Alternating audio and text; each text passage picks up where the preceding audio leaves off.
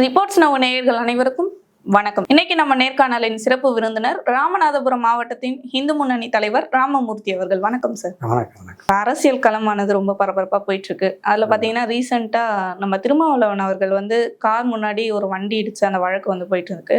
அதுல பாத்தீங்கன்னா அந்த கார் முன்னாடி அந்த பைக் வேணும்ட்டே பாஜக சார்ந்த RSS தான் அனுப்பியிருப்பாங்க அப்படின்ற மாதிரி திருமாவளவன் அவர்கள் சொல்லியிருக்காரு. அந்த குற்றச்சாட்டை பத்தி என்ன நினைக்கிறீங்க? அதாவது அந்த வழக்கறிஞர் பேர் ராஜீவ் காந்தி. அவர் ராமநாதபுரம் மாவட்டத்தை சார்ந்தவர். இங்கே தான் ஹைகோர்ட்டில் தான் அவர் வழக்கறிஞராக பணியாற்றிக்கிட்டு இருக்காரு. அவர் ஏதோ ஐடி கார்டு வாங்குறதுக்காக பார் கவுன்சில் போயிருக்காரு. போயிட்டு வெளியில் வரும்போது யதார்த்தமான விபத்து தான் அது. திருமாவளவன் மேலே தப்பு இருக்கா, ராஜீவ்காந்தி மேலே தப்பு இருக்காங்கிறது அந்த பைக்கு மோதினதில் ரெண்டு பேர் மேலேயும் தப்பு இல்லை. மோதி முடிச்ச உடனே எப்போவுமே ஒரு ஆள் ஒரு வண்டி பைக்கு போயிட்டு இருக்குன்னா பின்னாடி ஒருத்தர் மோதிட்டாங்கன்னா யார் மோதினாங்கன்னு கேட்கத்தான் செய்வாங்க. இவர் யார் மோதிருக்கான்னு கேட்குறாரு. போனோன்னா அவங்க தலைவர் திருமாவளவன் இருந்திருக்காரு. பார்த்தோன்னா சரி அப்படி நீங்களா கொஞ்சம் பார்த்து வந்துடக்கூடாதுன்னு டிரைவரை கேட்குறாரு. கேட்டு முடிச்ச உடனே முடிச்ச உடனேயே அங்கே காரில் இருக்கிற எல்லாம் திருமாவளவன் கூட வந்திருக்க தொண்டர்கள் எல்லாரும் அவங்களும் வழக்கறிஞராக தான் இருக்காங்க. அவங்கெல்லாம் சேர்ந்து இந்த பைக்கை வீடியோலேயே பார்ப்பீங்க, பைக்கை நல்லா தள்ளி விட்டு அவரை அடித்து பார் கவுன்சிலுக்குள்ளே போகிறாரு. பார் கவுன்சிலையும் அடிக்கிறாங்க. அடித்து இதை பண்ணியிருக்காங்க. இந்த சம்பவம் முடிச்ச உடனே பார்த்தீங்கன்னா திருமாவளவன் ஒரு வீடியோ போடுறாரு. என்ன சொல்றாரு? இப்படி ஒரு சம்பவமே நடக்கலைன்னு ஒரு வீடியோ போடுறாரு. இப்படி ஒரு சம்பவமே நடக்கல, இட்டுக்கட்டு சொல்றாங்க அப்படின்னு சொல்றாரு. இப்ப என்ன சொல்றாரு? அவர் RSS பின்புலத்துல பண்றாங்க, RSS BJPங்கிறாங்க. RSSக்கும் BJPக்கும் சம்பந்தமே இல்லை. பார்த்தீங்கன்னா அவர் ADMK ஏடிஎம்கே ஒரு பகுதியில் வார்டில் பொறுப்பில் இருக்காரு. அவங்க தாத்தா காலத்திலேருந்து ADMKல இருக்காங்க. ADMK பொறுப்பாளர். இந்த விஷயத்துக்கு நான் என்ன சொல்கிறேன்னா, இதில் இந்த ஒரு வழக்கறிஞர் நீதிமன்றத்துக்கு முன்பாக வழக்கறிஞரத்துக்கு பாதுகாப்பாக இருக்கக்கூடியது பார் கவுன்சில் ஆஃப் தமிழ்நாடு. அந்த பார் கவுன்சில் ஆஃப் தமிழ்நாடுக்கு பக்கத்தில் வச்சு அடிக்கிறாங்க. பார் கவுன்சில் எதுவும் கேட்கல, வழக்கறிஞர் சங்கங்கள் யாரும் கேட்கல, வழக்கறிஞர் சங்கத்துடைய கூட்டமைப்பு ஜாக் இருக்கு, ஃபெடரேஷன் இருக்கு, ரெண்டு பேருமே யாருமே கேட்கல. ஏன்னா தொடர்ந்து இந்த மாதிரி வன்முறையானது நடந்துட்டே வருது. ஏர்போர்ட் மூர்த்தியா இருக்கட்டும், அவங்களுமே விசிக தொண்டர்கள் அடிச்சாங்க, தகாத வார்த்தைகளையும் பேசினாங்க.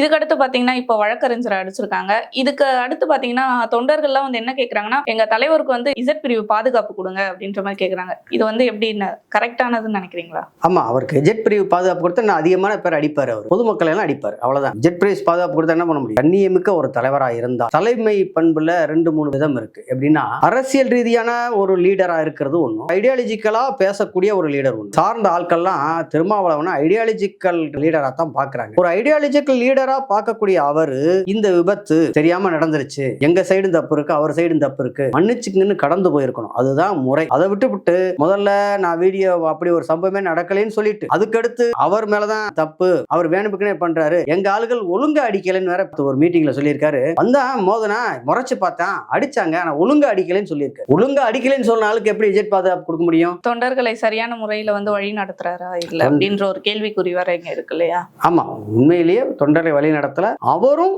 ஒரு பக்குவப்பட்ட ஒரு ஐடியாலஜிக்கல் தலைவரா நடந்துக்கல, பொதுமக்கள் மத்தியில அப்படிப்பட்ட ஆளா நடந்துக்கல. இந்த விஷயத்துல உண்மையிலேயே பண்ணா தெரியாம நடந்துருச்சான்னு சொல்லிட்டு போயிட்டே இருக்க, அவருக்கும் சரியா இருந்திருக்கும். அதை விட்டு அடிக்கல, ஒழுங்கா அடிக்கல அப்படிங்கிற விஷயம் எல்லாம் ஏன் பண்ணணும்? இதனை தொடர்ந்து பாத்தீங்கன்னா நம்ம முதலமைச்சர் அவர்கள் இந்த ஜாதி பெயர்ன்றதை எங்கேயுமே யூஸ் பண்ணக்கூடாது, இந்த பெயருக்கு பின்னாடியோ இல்ல தெருக்களுக்கு பெயர் வைக்கிறதுலயோ அப்படி யூஸ் பண்ணக்கூடாது சொல்லியிருக்காரு. அதே மாதிரி பாத்தீங்கன்னா இப்போ ஒரு மேம்பாலம் கோயம்புத்தூர்ல திறந்தாரு, GD நாயுடு. அவரே இப்படி சொல்லிட்டு இப்ப அந்த GD நாயுடு, அந்த நாயுடு பேரை சேர்த்து இப்ப மேம்பாலம் திறந்திருக்காரு. இதை பத்தி உங்க கருத்து என்ன? எல்லா தெருவுக்கும் ஜாதி பேர் வைக்க கூடாது, ஜாதி பேர்ல இருக்கக்கூடாது அப்படின்னு சொல்லி உத்தரவு போட்டிருக்காங்க. அவர் போட்ட உத்தரவே அவரே மீறினது மாதிரி என்னைக்கு ஜீவம் வந்துச்சு அன்னைய தினமே GD நாயுடுங்கிற பேர்ல பண்ணிருக்காரு. நாங்க GD நாயுடு பேர்ல பாலம் திறக்க கூடாதுன்னோ GD நாயுடு வைக்க கூடாதுங்கிறதோ எங்களுடைய இது இல்லை. உங்களுடைய கருத்துன்னா யார் என்னென்ன பேர்ல இருக்கோ அந்த ஊருக்கு அவருடைய பங்களிப்பு, கோயம்புத்தூர் சார்ந்து GD நாயுடைய பங்களிப்பு பெருசு. அந்த பங்களிப்பின் பேர்ல அவர் பேர்ல மேம்பாலத்துல பேர் வைக்கிறதுல எந்த மாற்று கருத்தும் இல்லை. ஆனா அவரு தான் குழம்பி போயிருக்காருங்கிறத காட்டும். என்ன, அவரே ஜாதி பேர்ல வைக்க கூடாதுங்கிறாரு, அவரே ஒரு பேர்ல வைக்கிறாரு. இது ஒண்ணு.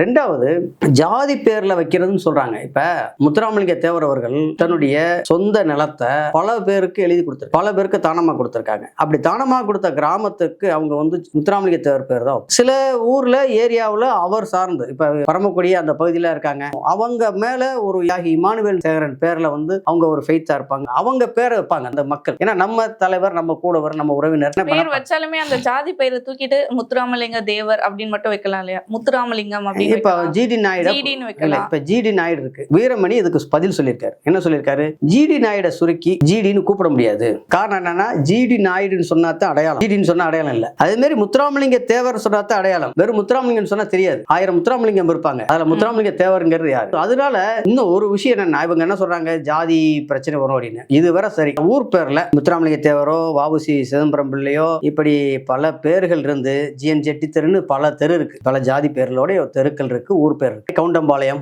இருக்கு. இதெல்லாம் கவுண்டம்பாளையம் பல நூற்றாண்டுகளாக இருக்கு. அதெல்லாம் இதெல்லாம் எப்படி வந்து மாத்த முடியும்? திடீர்னு கவுண்டம்பாளையம் சொன்னா இவங்களாம் எப்படி மாத்த முடியும்? இந்த ஊர் பேர் வச்சதுனால எங்கேயாவது ஜாதி கலவரம் வந்திருக்கா? ஒரு எஃப்ஐஆர் இருக்கு அந்த தமிழ்நாட்டுல. இப்ப மட்டும் எடுத்துக்கிற வேண்டாம், சுதந்திரம் அடைஞ்சதுல இருந்து எடுங்களேன். என் ஊர் பேர் வந்து அந்த பேர்ல வந்து ஜாதி பேர் வச்சுட்டாங்க, அந்த ஜாதி பேர் வச்சதுனால பிரச்சனைன்னு சொல்லி ஒரு சண்டை வந்திருக்கா? இதுவரை வந்ததே இல்ல. இல்ல இப்ப நீங்க இதை வந்து ஆதரிக்கிறீங்களா எதிர்க்கிறீங்களா? இது வந்து ஜாதி இருக்கணும். பெயரை வைக்கிறது எப்படின்னா, தமிழ்நாட்டுல சில கலாச்சாரம் பண்பாடு அடையாளங்கள் இருக்கு. தமிழகத்துடைய கலாச்சாரம் பண்பாடு அடையாளங்களை மாத்தக்கூடாது. இது அடையாளங்களை மாத்திட்டு இப்ப வந்து ஒரு ஊர் பேர் எடுத்து ஜிஎன் செட்டி தெரு எடுத்துட்டு கலைஞர் தெருன்னு வைக்கிறாங்க. ஜிஎன் செட்டி அப்படிங்கறதுல அவர் வந்து அவரை பங்களிப்பு இருக்கு, அதனால அந்த ஊர் பேர் வைக்கிறாங்க. கலைஞர் தெருன்னு வச்சிருக்காங்க. கலைஞர் தெருன்னு வச்சிருக்காங்க. இப்ப டிஎம்கே பீரியட் கலைஞர் பேர் வச்சிருக்காங்க. ஏடிஎம்கே பீரியட் வந்துருது, கலைஞர் தெரு எடுத்துருவாங்க. அவங்க வேற பேர் வைப்பாங்க இல்லையா?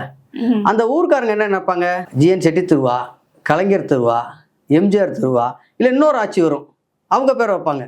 அது என்ன பேருன்னு தெரியாம இந்த அடையாளங்களே மாறி போயிடும். கலாச்சாரம் பண்பாடு அந்த அடையாளங்களே மாறி போயிடும். உங்களுக்கு அதுல பிரச்சனை எங்க இருக்கு? பிரச்சனை இருந்தா மாத்துங்க, தப்பு இல்லை. பிரச்சனையே இல்லாம எதுக்கு மாத்துறீங்க? இது வந்து நான் சொல்றது மாதிரி எப்படின்னா, தை 1க்கு வருஷப்பரப்பு சித்திரை 1 தை 1ன்னு மாத்தினாங்க பாத்தீங்களா? அதெல்லாம் ஒரு அடையாளம் மறைப்பு தான், அடையாளத்தை அழிக்க நினைக்கிறதா. அது மாதிரி தமிழகத்தில் உள்ள அடையாளங்களை அழிக்க நினைக்கிற ஒரு வேலை தான் இந்த ஜாதி பேரை மாத்துறங்கிறது சொல்றாங்களே தவிர, இதனால ஏதாவது பிரச்சனை எதுவும் வந்துச்சா? ஆனா இது ஒரு தவறான ஒரு முன்னுதாரணமா இருக்காதா இப்ப வர இளைஞர்களுக்கு எல்லாம் இந்த ஜாதி பேரை பின்னாடி போடுறது? ஏன்னா அவங்களும் இதை பார்த்து அவங்க பேர் பின்னாடி ஜாதி பேர் சேர்க்க மாட்டாங்களா? இதுவரை எங்க வந்திருக்கு பிரச்சனை? வந்திருக்கு ஊர் பேர்ல ஒரு பேர் வந்து இந்த இடத்துல பிரச்சனை ஆயிருக்குன்னு ஒரு ஊரை சொல்லுங்க, ஒரு இடத்துல ஒரு எஃப்ஐஆர் சொல்லுங்க, ஒரு சம்பவத்தை சொல்லுங்க. ஆனா இப்பவுமே அந்த ஜாதி கலவரம்ன்றதெல்லாம் நடந்துட்டு. ஜாதி கலவரம் யாருனால வருது? அவனுடைய தனிப்பட்ட மனிதனுடைய கோபதாபங்களுடைய அவனுடைய மனதுடைய அதை அவனை சரி பண்ணணும். அதை சரி பண்றதை விட்டு மொத்த ஊருடைய அடையாளத்தையும் மாத்தக்கூடாதுல. இப்ப எங்க ராமேஸ்வரம் இருக்கு, ராமேஸ்வரத்துல ராஜகோபால் நகர்னு ஒண்ணு இருக்கு. அந்த ராஜகோபால் நகர் எப்படின்னா, பஸ் ஸ்டாண்ட்ல இருந்தாங்க. பஸ் ஸ்டாண்டுக்கு இடம் தேவைங்கிறனால இந்த பஸ் ஸ்டாண்டில் உள்ள மக்களை ஒரு இடத்துல கொண்டு போய் ஒரு கலெக்டர் போய் ஒரு இடத்துல வைக்கிறார். அதுல சில பேர் இடமில்லாத ஆட்களை சேர்த்து ஒரு ஊரை உருவாக்கி, இந்த உருவாக்குன கலெக்டர் பேர் ராஜகோபால், அவர் பேர்ல வைக்கிறாங்க. அவர் பேரை எடுத்துட்டு இப்ப கலைஞர் பேர்னு வச்சா அந்த ஊரை உருவாக்குற ஒரு பேர் தானே அது கரெக்டா இருக்கும். கலைஞர் அந்த ஊருக்கு அதை பங்களிப்பு கிடைச்சாரு இல்ல. இப்படி ஒரு விஷயம் செஞ்சா அடுத்த கலெக்டர் என்ன நினைப்பாரு, ஒரு இல்லாத மக்களுக்கு ஒரு கூட இடம் கொடுக்கலாம் அப்படிங்கிற ஒரு நினைப்பு கூட வரும்ல. அதனால இதுல ஒன்றும் ஆகாது. இதுக்கு எடப்பாடி அவர்கள் பதில் அளிச்சிருப்பாரு. முதலமைச்சர் ஸ்டாலின் அவர்களுக்கு வந்து ஒண்ணு பேரை மாத்துறது இல்ல பேரை வைக்கிறது, இது 2 தான் வேலையே, இதை தவிர வேற வேலையே இல்லை அப்படின்ற மாதிரி சொல்லிருப்பாரு.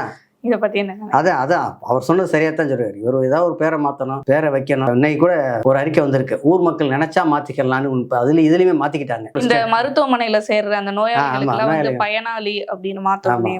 இது வந்து எந்த மாதிரி நல்ல எண்ணத்துல இது எந்த மாதிரி ஒரு முன்னோட்டமா இருக்கும் சார் இப்ப இருக்க மக்களுக்கு? பயனாளி அப்படின்னு வைக்கிறதால என்ன பலன்? பயனாளின்னு வைக்கிறது நோயாளின்னு வைக்கிறதுல எந்த மாற்றமும் இல்லை. எப்போ பார்த்தாலும் நோயாளி தான் சொல்ல போகிறாங்க, டாக்டர் சொல்ல போகிறாங்க. மக்கள் உடனே பேரை மாத்திரனால உடனே நாங்கள்லாம் மருத்துவ பயனாளர்கள் எங்கேயாவது சொல்ல போகிறாங்களா? அடித்தட்டு மக்கள் தான் ஜிஹெச்சுக்கு மருத்துவமனைக்கெல்லாம் போகிறாங்க. அதனால நீங்கள் வேற ரெக்கார்டில் வேணால் வச்சுக்கலாமே தவிர மக்கள் மத்தியில் அது போய் சேராது. அதுக்கு பதிலாக ஹாஸ்பிட்டலைசர் வந்து நல்ல தரமுள்ள ஒரு மருத்துவமனையை தரமான விஷயமா கொண்டு வாங்க. பேர் மாத்துறது, பேரை ஊட்டுறது, ஸ்டிக்கர் ஓட்டுற வேலையை விடணும். ஸ்டிக்கர் ஓட்டுற வேலையை தான் தமிழக முதலமைச்சர் தமிழ்நாடு அரசு செஞ்சுட்டு இருக்காங்க. பேர் மாத்துறதா இப்போ மதுப்பிரியர்கள் மாத்தினாங்க இல்லையா, அது மாதிரி. இதுக்கு அடுத்து பாத்தீங்கன்னா இப்ப சட்டசபை தேர்தல் வந்து இன்னும் சில மாதங்கள்ல வர இருக்கு. இப்ப அந்த அரசியல் களமானது, அந்த அரசியல் பணிகள் பிரச்சாரம் எல்லாம் எப்படி போயிட்டு இருக்கு? இப்ப திமுக, அதிமுக, பாஜகன்னு எல்லாருமே வந்து அவங்க பணிகளை செய்ய ஆரம்பிச்சிட்டாங்க. 2026ல யார் வந்து வெற்றி பெறதுக்கான அதிக வாய்ப்பு இருக்குன்னு நீங்க நினைக்கிறீங்க? அது இப்போதைக்கு எல்லாம் சொல்ல முடியாது.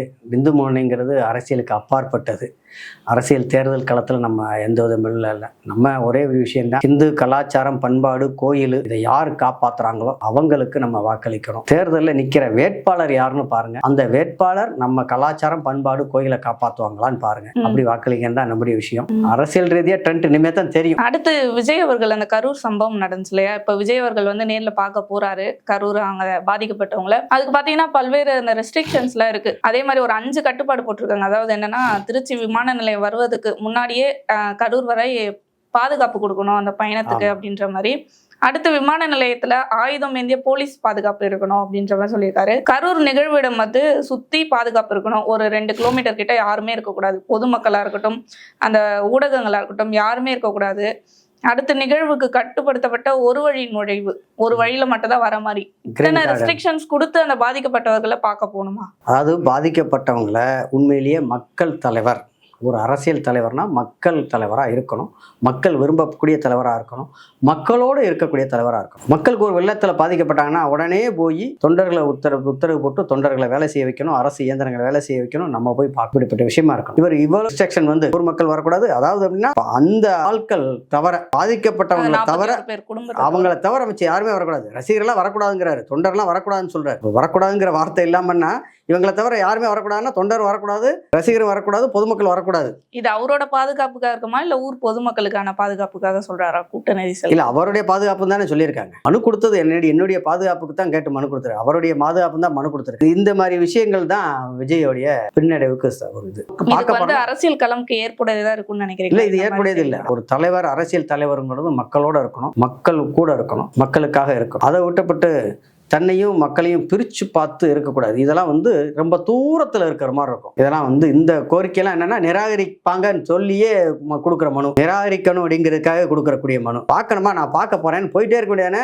ஏன்னா இது வரைக்கும் பார்த்தீங்கன்னா நிறைய பேர் அங்கே தலைவர்கள் போய் பார்த்துருக்காங்க, விசிட் பண்ணியிருக்காங்க. கமல்ஹாசனாக இருக்கட்டும், அண்ணாமலையா இருக்கட்டும், நிறைய பேர் பார்த்துருக்காங்க. ஏன்னா அவங்களாம் இந்த மாதிரி ஒரு கட்டுப்பாடு கேட்கல. ஏன்னா இவரால் தான் அந்த மக்கள் வந்து பாதிக்கப்பட்டிருக்காங்க. அப்போ இவர் தான் முதல்ல போய் அங்கே சந்திச்சிருக்கணும். ஆனால் இவர் வந்து இவ்வளோ ரெஸ்ட்ரிக்ஷன்ஸோட போய் பார்க்குறாரு. இவருடைய கூட்டத்தில் தான் பாதிக்கப்பட்டிருக்காங்க.